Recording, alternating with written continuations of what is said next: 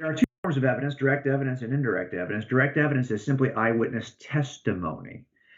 Everything else in criminal trials, DNA, fingerprints, behaviors, forensic evidence, material evidence, any of that stuff, that's all indirect evidence. But Jesus was a premier evidentialist, and he understood the value and role of direct evidence, eyewitness I testimony. go for gold like I'm getting a gun from James Bond. First shot, I'ma kill it, never remain calm. Clever with the lyrics, spit fire dragon for Mulan. Fit for all this rapping, just need So my guest today is the legendary Jim Warner Wallace. Jim is a cold case homicide detective, and you may have seen him featured on Dateline or Fox News, TruTV.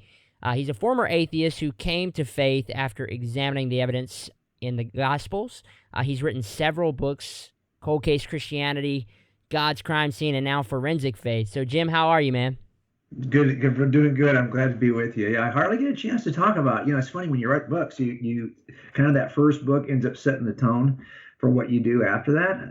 And so I'm just glad to be able to talk about some of the stuff that, especially in forensic faith, where really I'm trying to help people understand the rules of evidence so they can better communicate the truth of Christianity to people around them. A lot of times, before we even start, it's not about what the case may be. It's about, well, how do I know how to present a case? Because that sometimes, as in front of a jury at least, is our biggest challenge. I'm always thinking at the beginning of an investigation about what is this thing going to look like in front of the jury 5 years from now. And I try to make sure that I'm doing things along the way with that goal in mind, because the goal is not to arrest somebody. The goal is to convict the true killer. So you can arrest the true killer, but if you don't convict them, you haven't really achieved the goal. So a lot of what we're trying to do in this book, Forensic Faith, is talk about, well, how do we assemble a case persuasively for people when people need maybe to have the evidence before they're willing to even consider the claims of Christianity. Right. And you and I were dialoguing a little bit before, and I do want to jump into your Forensic Faith book. I may have some listeners that aren't familiar with what you've done. For those who aren't, could you just give them the brief, the rundown of how you came from atheism into the faith and now studying apologetics and teaching apologetics? Yeah, I was not, I live in Southern California, and in Los Angeles County, the basin is so large. There are so many people here that it's not hard to go to be raised in this area and not really be part of a church or even necessarily communicate with anybody who is part of a church. There are so many people here in so many different small environments that it just was not my experience. Maybe if I'd been raised in the South, I'd have more of a chance of bumping into somebody who would have talked about Jesus or had that be part of their lives. But that just wasn't my experience growing up. And so in the end, I was about 35 before I ever took seriously the claims of Christianity, before I ever bought a Bible. My wife was more interested than I was, for sure. And so I, eventually found myself in church, and I would have been more than happy to go to church, even as an unbeliever. And that would have been fine. But the pastor was clever enough to tempt me to buy a Bible. And that's what started this whole thing. And so I had a skill set in place that I just was the only way. Everyone comes into this in the context of whoever they are and what their experiences are. And the context for where I was is I didn't trust anybody or anything or any claims made by anybody. And so I was pretty skeptical. But I did have a skill set in place that allowed me to examine claims, looking for deception indicators, looking for the things that we typically look for when we're talking to suspects. And that's the stuff that I was trying to employ, and trying to build a case in my own mind. Is this reasonable? I mean, to be honest, when I started, I thought this was just going to be an exercise in learning ancient wisdom, whether true or not, from the source. The source could be fictitious. But if the wisdom is ancient and has survived thousands of years, it might still be something that has value to me. And I was just interested in what are these ancient Judeo-Christian claims, wisdom claims. Maybe they had some value. I think that's probably that was the doorway that got me started looking at Jesus of Nazareth. But then again, once I got into it, I really started to investigate the claims under the criteria that we use to determine if somebody's telling the truth. And that's really how I became a Christian. I thought everyone, by the way, did this, right? I thought that everyone who becomes a Christian examines the claims of the Gospels evidentially. But of course, that's not true. And many of us, after becoming a Christian, I realized that there's probably some work that needs to be done just in terms of trying to help people see that there is a case you could make for this, especially young people. Like I think we're in a culture right now where the entire media culture, everything from the glowing rectangle that we hold in our hands, these phones, tells us that hey, there are truth claims out there that are supported by the facts, the science, the tested experiences of people, whatever. And then here we are, the Christians, saying, well, yeah, but over here, we just want you to believe this without any similar approach. And I don't think for a lot of young people, that is an effective way to approach the claims of Christianity. It wasn't for me. And so I became a Christian on the basis of the evidence. And that's what I write about in the books.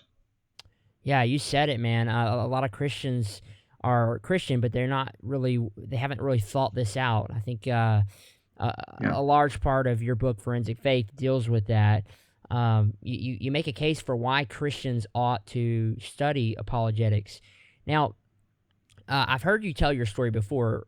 What role did your wife play, as she was already a Christian? Is that right? So what role did Well, she so she play in was all of raised that? as a cultural Catholic. So Okay. she was the kind of person who, growing up with her mom, had a very good experience. Her mom was a very thoughtful, Bible reading Catholic.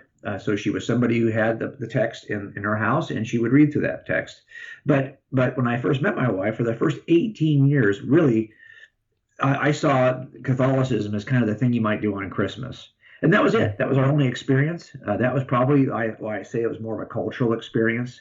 Uh, Susie, like me, we didn't own a Bible. We'd never read the Bible. And we really had no idea what the claims of Christianity were. We did know what experiences in masses were like on holidays. So that was the kind of thing I just thought you did, right? It's kind of like, people who would observe Santa Claus on holidays. It doesn't have to be true for you to still have it as part of your cultural experience. And that was really where I think she was. So neither one of us were Christians until we were together for about 18 years. And then because I remember when I first examined the claims of Christianity in the scriptures, I asked her, I said, well, I don't understand why, um, if God does exist, he would have to do it this way. Mm. Can you explain to me what do you think? Why do you? And she couldn't answer those questions either because that was just not her experience as a cultural a mass attender, basically. And so we had to kind of start at scratch and understand not just that the Gospels are reliable and what they tell us about Jesus of Nazareth, but we had to start to understand what is the gospel message of Christianity.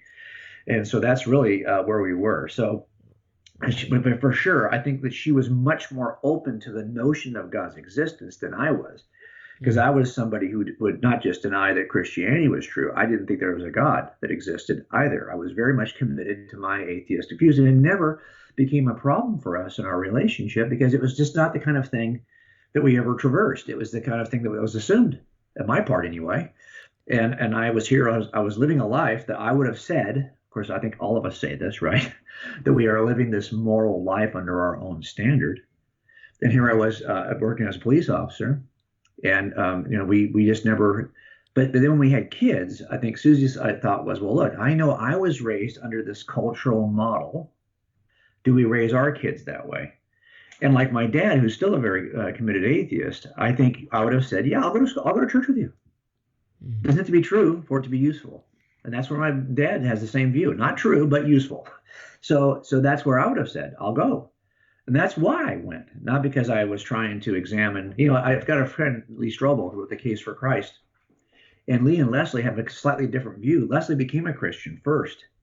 And then that kind of irritated Lee, and Lee went on a quest to kind of disprove what it was that Leslie thought was true. Well, that wasn't me. Neither one of us were Christians, and I didn't think it was even worth trying to test. I mean, I thought this is a fantasy, a fairy tale that doesn't even deserve my investigation, doesn't even warrant my investigation. So I wasn't out to prove it right or wrong. As I read through the Gospels, I found things in the Gospel accounts that had the texture and quality of the eyewitness accounts that I often read. Remember, when I'm working cold cases, I'm working cases that somebody has written about what eyewitnesses said 35 years ago, and those eyewitnesses are usually not available to me anymore. They're dead or whatever. Yeah. So now I've got to read these accounts from detectives. Often those guys are dead too. And now I've got to figure out, well, okay, I don't know. The guy who wrote this, I don't have access to him. And the guy he wrote about, or the girl he wrote about in their witness account, I don't have access to them either. So how do I determine if any of this junk is true? That's what I saw the Gospels as. Same thing. How do I determine if that stuff's true when I have no access to the writer or to the alleged witness? So that's really how I got into it and why I started it all. I just was provoked based on the nature of the accounts. I was provoked to investigate them because they seemed like, wow. And by the way, that's something that you can't really quantify. What I mean is there's a quality to eyewitness accounts. They always contradict each other. If I have 5 eyewitnesses to an account, trust me, they will look like they're all like crazy. Like there's going to be aspects of those eyewitness accounts that you're going to look at and say, there's just no way. But of course, as you work them, you see how they puzzle together, and you understand that every eyewitness brings a specific set of experiences, interests, background, biases, whatever they are, into the observation, and that accounts for these differences. But they always have some differences, and the levels of differences is something you just start to understand as you work these cases. And so I understood that intuitively. And then when I started reading the Gospels, I thought, wow, it's right in that range I would expect to see in terms of the differences and the nature of the differences. You know, we did a movie called God's Not Dead 2. And in that movie, we talked a little bit about, I mean, they're only going to give me 6 minutes, right, to talk about the nature of variation between accounts. And that's what really was powerful for me and why I considered this worth doing, worth taking another step. Yeah, it seems like a very honest approach that you had. You didn't really have an axe to grind necessarily against Christianity. It was just you wanted to see the truth, and that seems to be your perspective. And you point at something that I feel like is a big problem, is that there are Christians who go to church because it's a cultural thing to do, or because they've always done it, they're comfortable with it, and I also know others that are actually opposed, it seems, to apologetics, because I think they may be even afraid of asking these questions. These questions are, intimidating at the surface. And then, what I've noticed as an apologist is when I've asked these questions, there are people like you out there and others that are answering them, and I've found answers that, really spoke to the questions I had. So I like that perspective because we're asking the same questions. And, we're seeing the same answers, and then we're trying to interpret that data. And I think you do a good job of that in forensic faith. I like what you said about you feel like you're in a race. You mentioned Peter Boghossian, the atheist and philosopher. And you said you feel like you're in a race with someone like Peter, who's trying to get to these Christians who don't have a solid foundation and don't have answers for their faith. And it's almost this race between you and a guy like Peter where he's after the same audience. He'll present these ideas to the same group of Christians that maybe haven't studied out their faith, or college kids that go to a campus and they hear something they haven't heard before, and it blows their mind, and they lose, the parents think, what happened to my kid? So right. I think this is a large part of what you did with forensic faith. So maybe you could just expound on the motivation of writing forensic faith and just, where that motivation came from. Well, you're absolutely right about folks like Peter Boghossian, who started an entire movement called street epistemology, right? This idea of epistemology is just, how do we know what we know? How do we get there? What's the process by which we can know anything with any kind of certainty at all? And his argument is that when he approaches Christians, he discovers that they didn't take the same approach to making a decision about Christianity that they would even take to making a decision about what car to buy. You do much more research, he discovered, in making those kinds of decisions than he saw that Christians are making about making the decision for Christ.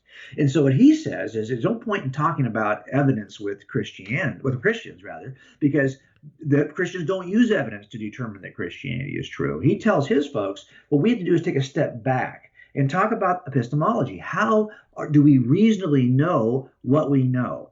And if you could help Christians to think clearer, his argument is, they will certainly move away from Christianity because they didn't think clearly toward Christianity. Well, I think his observation is sadly probably true in the sense that most people we meet, you and I both, who are Christians, maybe have not taken an evidential approach to getting there. But I think that Boghossian's wrong in the sense that they could have. We could actually help them to do such a thing. So if someone like a street epistemologist would approach me, they're not going to be able to approach me on the basis of my not thinking clearly about this, because this is how I became a Christian. I have now guarded myself against that approach because I have taken a very clear evidential approach toward my Christian faith. Now, I wrote Forensic Faith because I'll tell you, and I didn't talk about this in the book because I originally put it in the book, and then I sent it to several friends, pastors. As a matter of fact, Rice Brooks, who is the pastor in Tennessee who wrote God's Not Dead, the movie series, he was one of my people who I sent the book to earliest.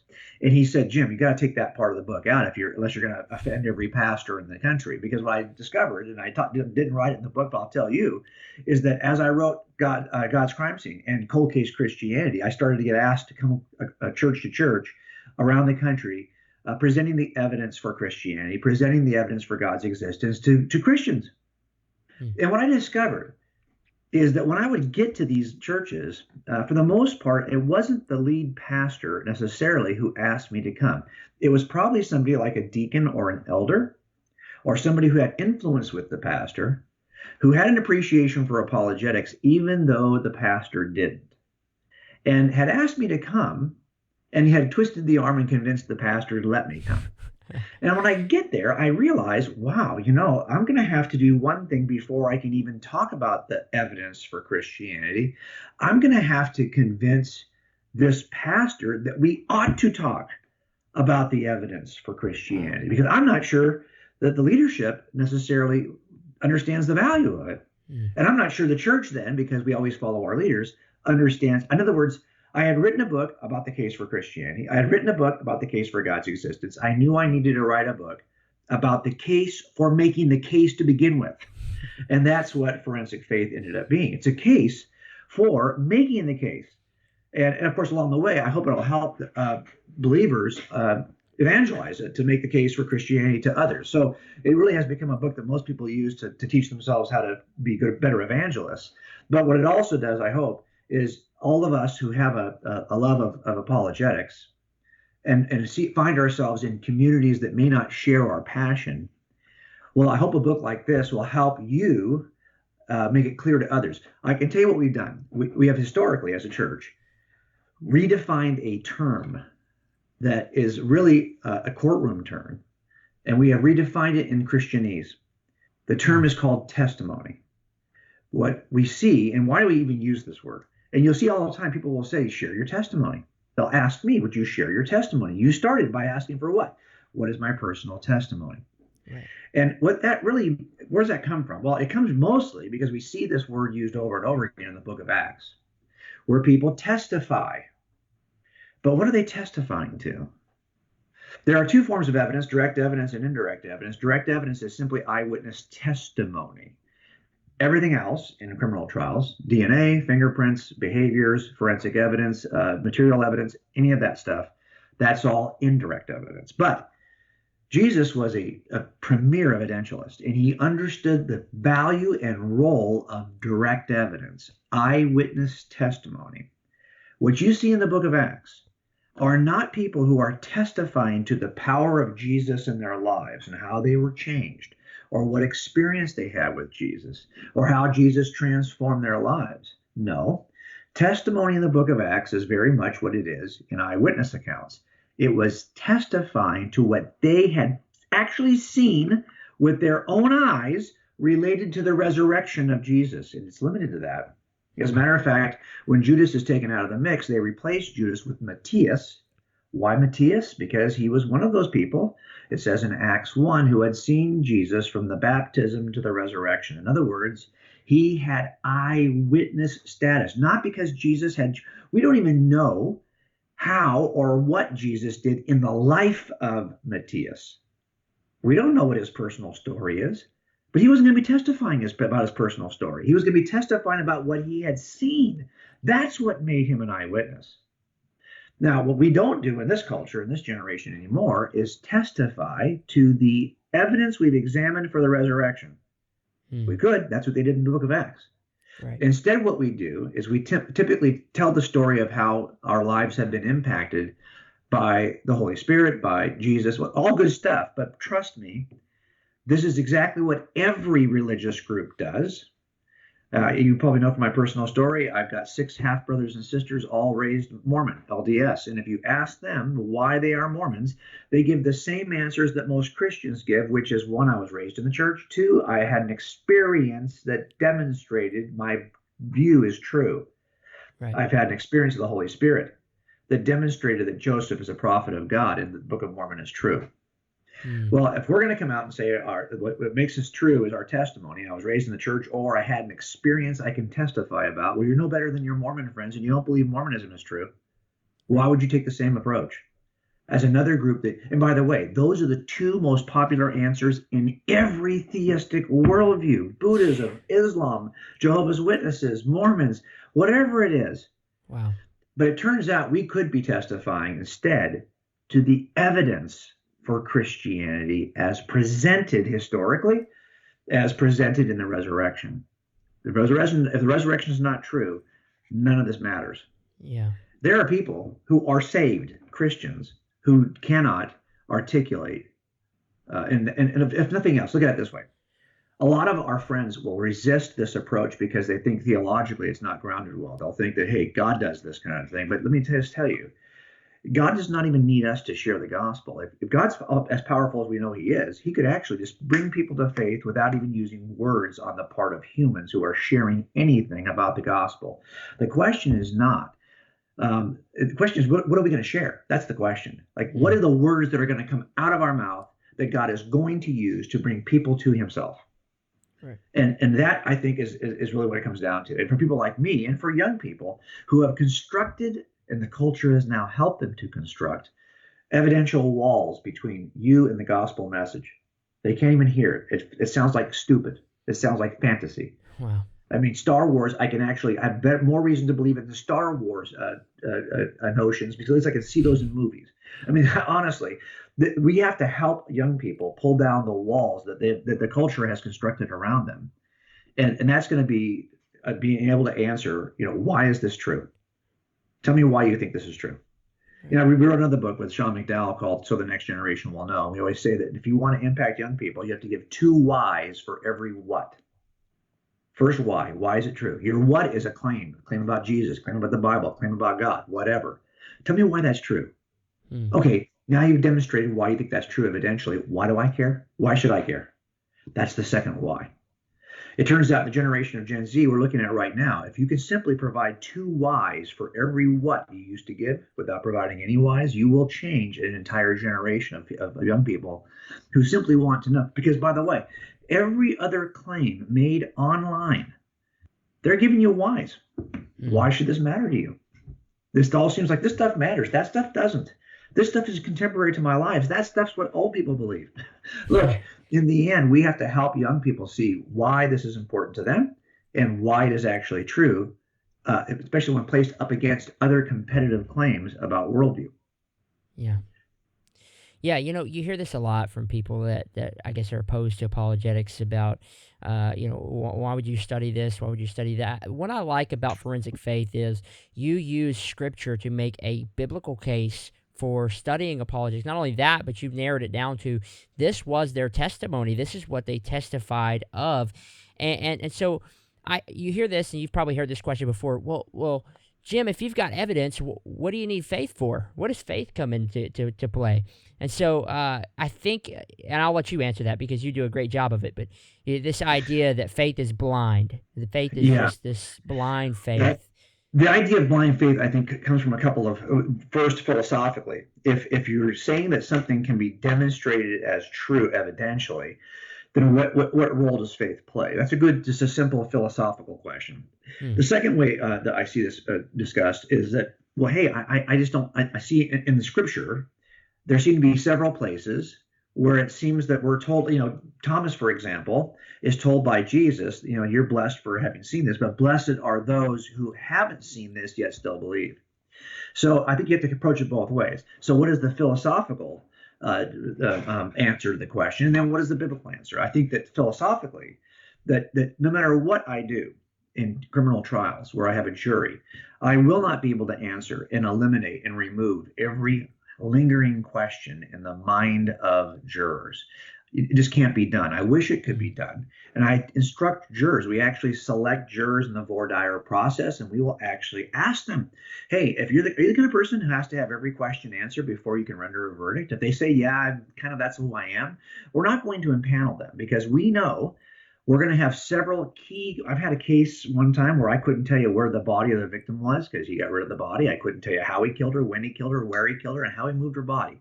I couldn't tell you any of those things. Those are key, important questions. Yet we convicted him. And after we convicted him, he did tell us where the body was, but not until we convicted him. And so I have to tell jurors that even though I can make a strong case that will point you to my defendant with beyond a reasonable doubt, there still will be lingering open questions. And that step you take at the end of the evidence trail to your verdict is not a blind step, but it will be a step across the unanswered questions. You might even term that kind of a step of faith, but it's not an uninformed faith. It is an informed trust on the basis of evidence, even though there's a gap in the evidence to the very end. And that's where we are as Christians. It's not that we're being asked to step off from the very beginning. We have a long, strong evidence trail, at the end of which you probably have open questions. I get it. I have open questions too. But that step I take across the void is an informed step. When Jesus tells Thomas that those who don't see him will be blessed, the very next line it says in the same gospel that he continued to give many evidences to them about the resurrection. Well, okay, is this a contradiction in terms? No, what he's saying is people will be blessed by your eyewitness testimony because you got to see this. And this idea is that you got to see, and all the rest of you will be my witnesses in the world, and they will be blessed by your eyewitness testimony. It's not blind. They'll be blessed by something evidential. Eyewitness testimony, direct evidence. And that's what they spent 40 days with the disciples in Acts 1 after the resurrection, giving them many more convincing proofs. In the Greek, that word for proofs is a word used for evidence.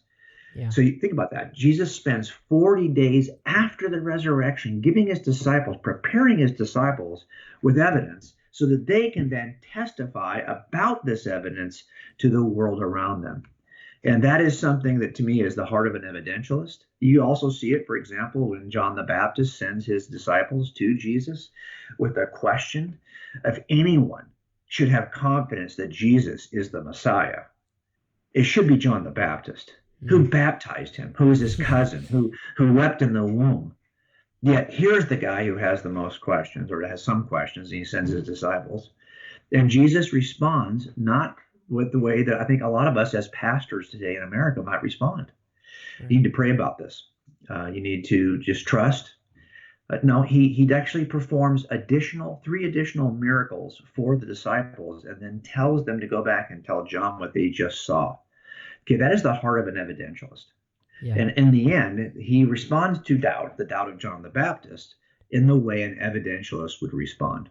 Yeah. And that gave me great encouragement. This is one of the things about the Gospels that encouraged me as a non-believer, is that this was not something that was just a set of proverbs, a set of, proverbial statements on the part of a wise teacher. Just trust that it's true.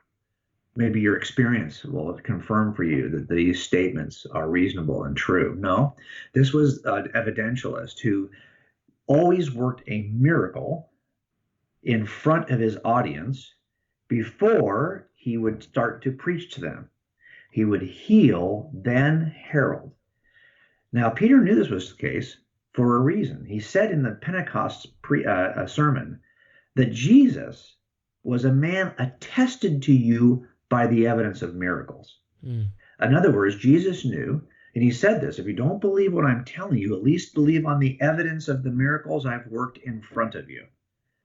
This approach of providing evidence first, then saying something, and this is why Peter then says, you ought to know that he is who he said he was because he was attested by those miracles.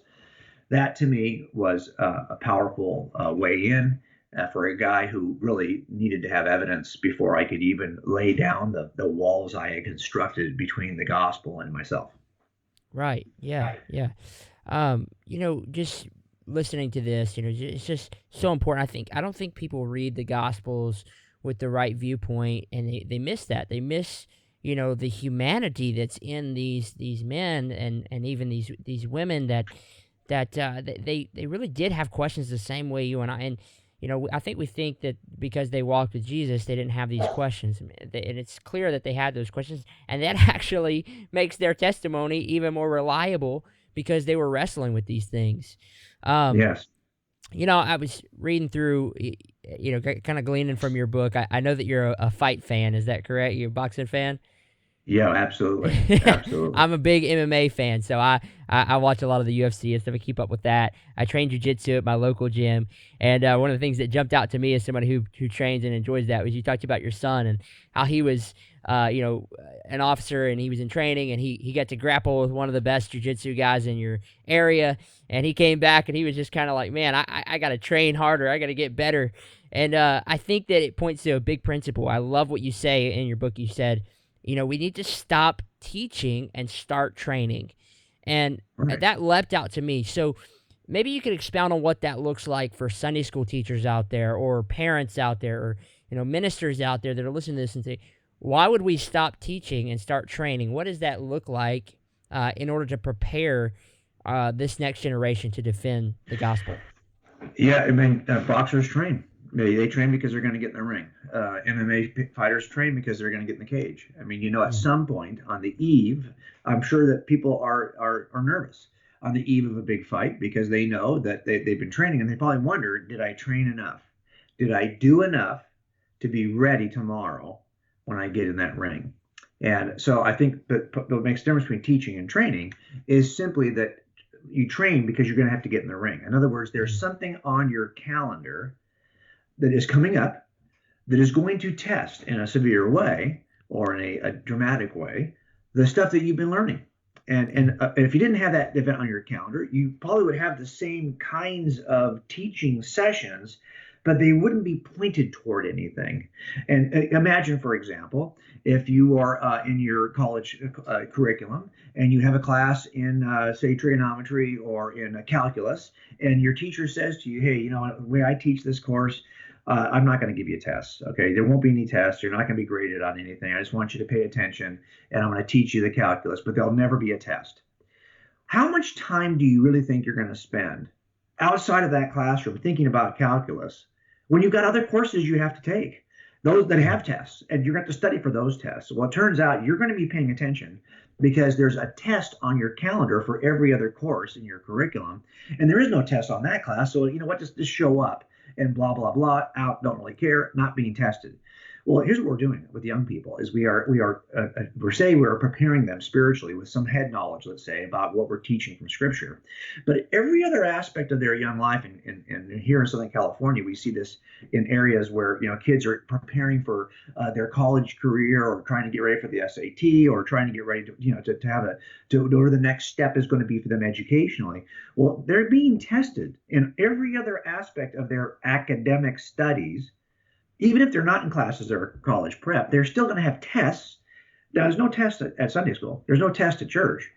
This is just show up. Just show up.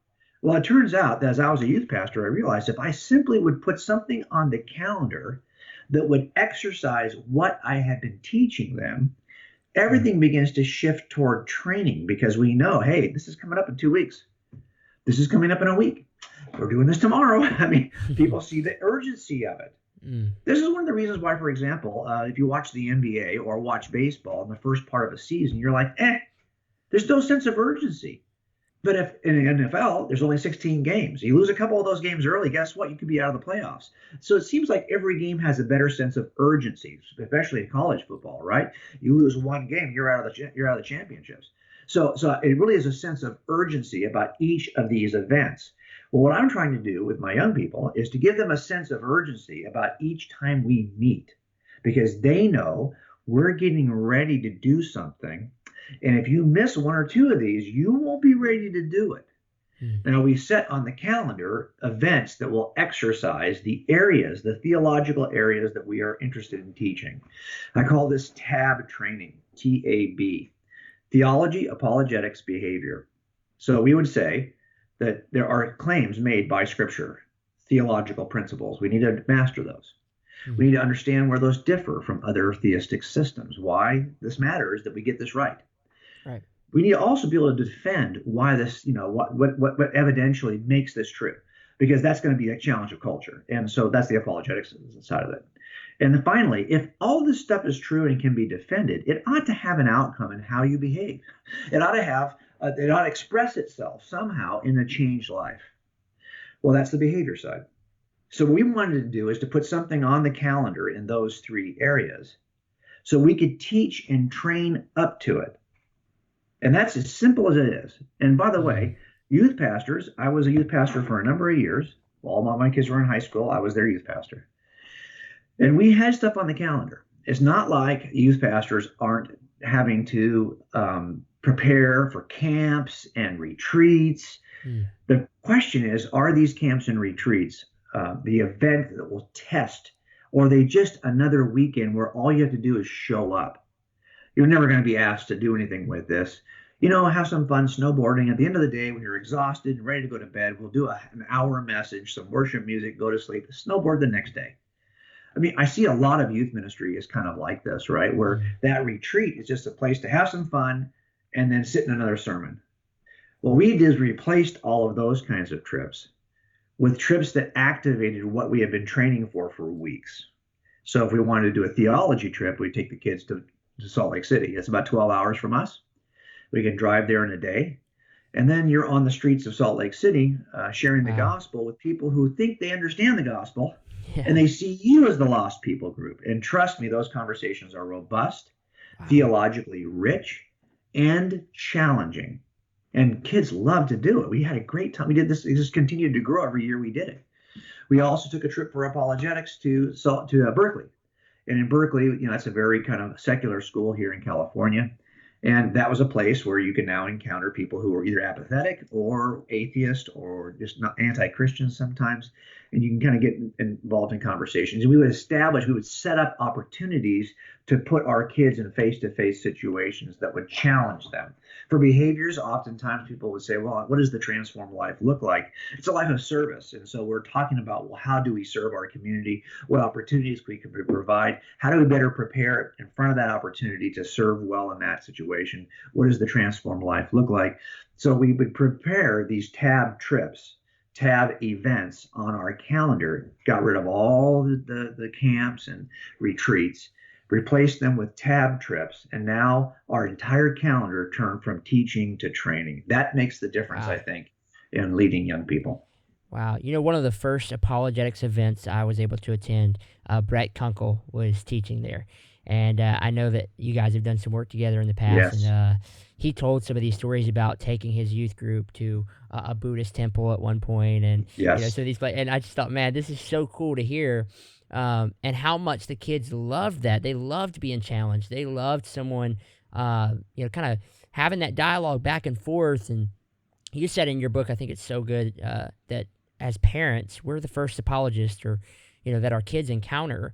If you have That's kids, right. You're the apologist. You're the one who will equip them or not equip them to defend their faith. And so I feel like, for parents out there listening, this is huge, learning to train instead of just, hey, we have to go to Sunday school today and you got to memorize your verse, and that's all good, but train them, ask them these questions. You're watching a film, stop the film and ask, what worldview is being presented here, and that's right. How would you respond to it? And you have a test in forensic faith, a few questions that they can actually take a test themselves, or look through it and go, where do I stand? How could I answer these questions if they were presented? And I just think that's so important for people to get a handle on that, to train their kids, to prepare for those things. And so this is why I think Forensic Faith is a great book for those who don't know really what the principles are that drive apologists and want to get into apologetics and maybe need to start. Forensic Faith, also God's Crime Scene, Cold Case Christianity. Those are all good books for people who are just interested in starting, not sure where to start. I would recommend, I told you before the podcast, it was one of my first books to read was God's Crime Scene in regards to apologetics. And so it was easy for me to understand, and it was a great starting point for me. You talk about the 3/4 principle, and And I think a lot of people, if not everyone, fall under one of these categories. The first category being believers who are convinced of their position. The second, believers who are starting to have some doubts. The third would be non-believers who maybe are doubting their non-belief, or it's sort of a circular idea. So, and then the fourth, just the convinced non-believer, the person who is just adamant they are an atheist and they can tell you why. So I wonder if you could unpack that, and what do we do about that fourth category there, Jim? How do we reach those who are, they are 100%, they're atheistic and they're not changing, they're not breaking away from that no matter what. So maybe unpack the 3/4 principle and what do we do with that? Yeah, when I talk about the 3/4 principle, is just that whenever this is like jury selection, right? We have these four groups: people who are pro-prosecution at one extreme, people who are pro-defense at the other, and then people in the middle who might be on one side or the other of what they think, what they appreciate, or what they value, but they are open and they are reasonable. So if there's enough evidence to convict, they will. If there isn't enough, they won't. They're the reasonable middle. What we're trying to do in jury selection is get rid of the hard edges and just select the reasonable middle, even though they might be naturally inclined in one direction or the other. They are still reasonable and open and want to suspend their bias. Well, in the world we talk to, there are people in those four positions as well: Christians who are committed, atheists who are committed, people in the middle who are maybe on one side of the issue or the other, but they're not antagonistic, they're not anti the other position. And by the way, this is getting harder and harder to find, especially on a social media world, where you can make claims, you can be in conversation with people without ever seeing them, without ever being physically present. And that's when you see the most extreme reactions, the most extreme languages used, when you don't think you're ever going to have to confront. This is why, for example, a sit-down meeting between two people who are opposed is so powerful, right? Because sit-downs, it's hard to retain your adamant position against the other person when you meet them face-to-face. But if we're going to be involved in a social media world where we're never going to have to see each other face to face, I mean, honestly, the most contact we're going to have is I know your icon on Twitter. It's not even your real face. And then I just have your words as you pound out whatever you're pounding out against me on Twitter. You're going to see the most polarized conversations you can possibly have in that kind of an environment. Well, it turns out the edges then are more polarized than ever. So I know when I speak to people about Jesus, only 3 of the 4 groups are paying attention. That 3/4 principle is basically that the convinced Christian, the Christian who's maybe by name but not always that convinced, and the open-minded non-Christian, they might be paying attention. But the adamant non-Christian, the anti-theist, is not paying attention. He's simply looking for a way to stab you again. Now, by the way, this category exists on both sides. Not to say that there aren't Christians who are also looking for, like, both sides have hammers looking for nails, okay? That's just the way it is, all right? But when you're speaking about the gospel, you have 3 out of the 4 paying attention. Now, why that's important is because you all know somebody who you would consider a category 4, somebody who is absolutely opposed, especially during the holidays when you get a chance to kind of be interacting with family members. You may know somebody in your own family who's a 4. So there's a strategy for 4s that I've been taking with the 4s in my life. I was a 4 for most of my friends for most of my life. The strategy is that you pray for 4s and you model Christ for 4s. Because I'm not so fond of apologetics that I think that apologetics or my arguments have the power of God. No, God has the power of God. So what you do is, somebody prayed me from position 4 into position 3. And from there, the evidence presented to me, or my own investigation of the evidence, made sense. I was open to it. I was not opposed, so opposed that I was not willing to listen anymore. But that was not the case for a lot of years. And what we do is I've seen this. We'll pray for people and model Christ. In other words, not give them another reason to not like Jesus because they don't like the Jesus follower. And then at some point, when you see that God has moved them into position 3, it usually is going to be by way of a conversation when suddenly they seem more receptive than they've ever seen before. And then you'll have these conversations, and sometimes it's easy to credit yourself with movement. It wasn't you, unless, of course, your prayers were being heard, but it wasn't you in terms of your clever argument. More than likely, it was just that God is now, in the timing of God, has moved that person into a position where they're actually, and by the way, the words you're using, this is also true for people who just share the gospel without any evidence. You can share the gospel with people and they just bounces off because they're in that position 4, and then God moves them and suddenly they're hearing it. And by the way, they will also remember every conversation you had for all those years when it was just bouncing off. Mm. So what you do is you pray and you model for group 4. And then once they move in, but here's what I don't do. I don't go back and continue to try to hammer that nail, because all that's doing is, until I see, I'm very careful of my words with that group, because I know that this is an act of God, a work of God that has to occur. And I can, in other words, I don't feel like, wow, I shared the gospel again and nothing happened, and you're discouraged. Well, no, remember that this is a game of baseball. It's not a game of tennis. It's not just you and the opponent on the other side of the net. It's a one-on-one sport. That's not how this works. People are involved with you over a period of years, helping your loved ones move around the base path. And you don't know where they are on that base path. And so you might feel like you didn't accomplish anything because you only see and only count home runs. But you've actually moved them around the base path. And then somebody else comes along a couple of years later and moves them a little further. And at some point they come all the way home. And I try not, I know I don't get the credit for moving someone home, because I'm not involved in that entire base path. I just happen to be the last 5 feet. I also don't get frustrated when I move them 5 feet, but it's not all the way home. So by understanding the role that I play in the context of a team that moves people around the base path, I have, number one, reduced the amount of time that I get frustrated. And number two, taken the edge off the pride I might experience if someone does come to faith. Because it's what God's using all of us on this team. Our only responsibility is to get up and make contact with the ball. And if you don't get up and make contact with the ball, then nothing's going to happen. So just get off the bench, and you'll be used in some way to move people around the base path.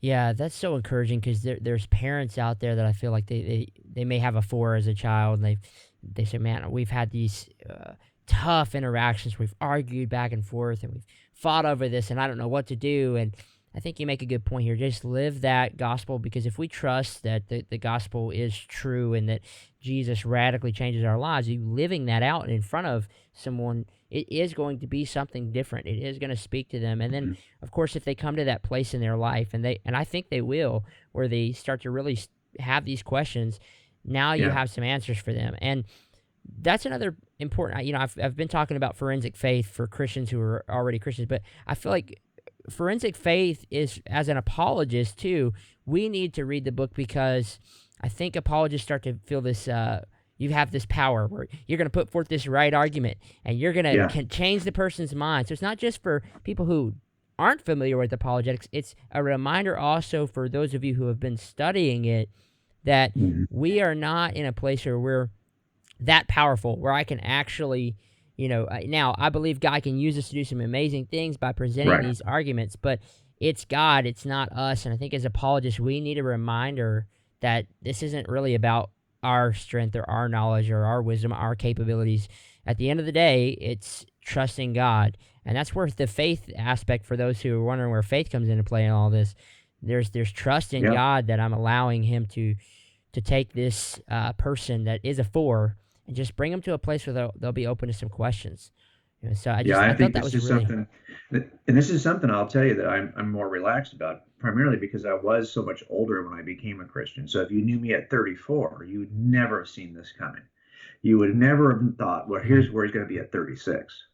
So that would have been a shock, I think, for most of my friends. And because I've seen that in my own life, I have more patience with the people I'm around, because, my own kids even. When I was their age, I was not nearly as far along as they are. And you probably have somebody in your life, too, where you're thinking, wow, I'm waiting and waiting and waiting. It seems like it's never. There are people, believe it or not, who become Christians at my age now. So it's not, just be patient. And I think because that was my own journey, it helps me be patient with others. Right. Well, last question for you, Jim, and I'll let you go. Okay. In your postscript, you talk a little bit about a sheepdog. What's that look like? What's a sheepdog look like, and why should we aspire to be sheepdogs? Well, there are sheepdog ministries around the country, and they typically serve first responders, law enforcement, or military families, because those folks see themselves in a role. In every yard, every pasture, you've got sheep and wolves. And sadly, the sheepdog stands in the middle, guarding the sheep from the wolves. What's interesting about sheepdogs is that for the most part, sheep don't see the difference between a sheepdog and a wolf. They're both canines to the dumb sheep. Now, we are called sheep by Jesus, but that is not a compliment if you've ever raised sheep. These are not the most intelligent animals. They're typically pretty dirty, and they aren't even aware of the danger sometimes or why it is their numbers are being thinned by wolves that are picking them off at night. The sheepdog, though, that job of that dog is to basically protect. And this is why sheepdog ministries are usually reserved or given, the title is given to those ministries that serve protectors, first responders, or law enforcement or military, because we're in that role. But it turns out that there's good evidence in Scripture that all of us are to become sheepdogs. We are sheep to begin with. That is true. And by the way, the sheepdog and the sheep both have a master, the shepherd. We're not asking people to become the shepherd. Okay, that's the shepherd. Sheepdogs are simply in a different role in that yard. Both of these sheep and the sheepdog are led by the shepherd. But the sheepdog's got a role that I think I know one thing for sure, if there were, if there were more sheepdogs, there wouldn't be a need. Look, we have a wolf problem because we don't have enough sheepdogs. Yeah. We have a wolf problem because but the yard was full of sheepdogs, would there be no wolf problem at all? So the problem we have right now is that we've got a lot of sheep who aren't prepared to make a defense for what they believe or even help somebody else who maybe now is starting to have questions. We have to shift. And I honestly think that God's desire for us in our maturity is for all of us to be able to defend what we believe. We see that call to be able to discern truth and defend what you believe is not a call that's limited to a certain group in the church. The way that, for example, in Ephesians, Paul says that some of you are pastors, some of you are evangelists, some of you are teachers. That means that some of you aren't those things. So if you feel like I'm not a pastor, I don't teach, I'm not an evangelist, by trade, okay, I get it. Paul says that some of you won't be those things. But Peter says that all of you are to be able to give a reason for the hope you have in Jesus. In other words, the duty of apologist is one that we all have to embrace, because he doesn't say some of you can give a hope for a reason for the hope. He says all of you. That means that's one. I don't know why it is, for example, we sometimes feel bad that we don't share the gospel, but we don't feel bad that we can't defend the gospel. Mm. We ought to, because that's the one thing we're told. We have to move from sheep to sheepdog. And the kind of sheepdog we're being asked to be is, you got to decide, what kind of sheepdog you want to be. And I find, for example, that some of us, when we're not prepared, we bark a lot because we feel like chihuahuas, right, in the yard, because we feel like we're constantly under attack and we don't have the skill set we need. We're not big enough to defend ourselves. So we bark a lot like we're the smallest dog in the yard rather than like the Great Dane. And it turns out, of the philosophical worldviews, Christianity is the Great Dane of worldviews. So you don't have to bark like a chihuahua. If you simply knew why this is true in a way you could articulate. Imagine you're having to articulate this to doubting teenagers. If you're able to do that, you will realize at some point you'll have confidence. And with confidence comes passion. People aren't passionate to share the gospel because they're worried that they're not prepared to answer questions. They're not prepared to say it the right way. Whatever it is, it's preparation. They don't feel prepared, and that ruins their passion. Well, it turns out if you would simply prepare yourself, you'll find that you're a much more passionate, confident evangelist. So that's what I'm hoping a book like this will do, is it will move you toward that kind of confidence. So that, number one, you're protected from those folks like Peter Boghossian, who would say, hey, you people are so unreasonable. All I have to do is help you learn how to reason, and you'll stop being a Christian. Well, actually, if you know how to reason using the evidence, I actually became a Christian this way. Yeah. So you're right. We're both after the same group. It's a matter of who's going to get to that group first. Yeah. And I think that our goal, your goal, my goal, is to reach the church before people like Peter Boghossian reaches them. Yeah, such a good point to end it on. Forensic Faith is the book. God's Crime Scene, Cold Case Christianity, and your website is coldcasechristianity.org.com. Both will get you there, but .com is where we point people. Yeah, for sure. All right, so I strongly suggest those who are interested in what we've talked about, parents out there, you've got books for kids, you got God's Crime Scene for kids, Forensic Faith for kids. So there's so many good teaching tools and things where they can find you at. So, Jim, it's been an honor having you on, and I've really enjoyed this conversation. I'm really happy that we got to have you on. Thanks so much for having me. I appreciate it. Let's do it again. I'm going for gold. Never will I assume haters. I want the bass on my music to have the moon shaking. I want the lyrics I spit to have all your views changing. The rock removed and he saved us, wasn't the Tomb Raider. I got some new flavor, I'll holler at you later. I beat the beast and I feast with God at a new table. In the valley is right, keeping my views stable.